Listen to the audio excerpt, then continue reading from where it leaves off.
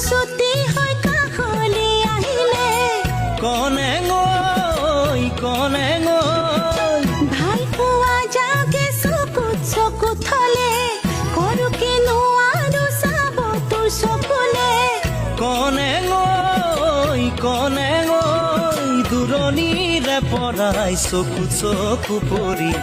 পৰিছ তই ৰঙা কলা কচুৱা বৰিছে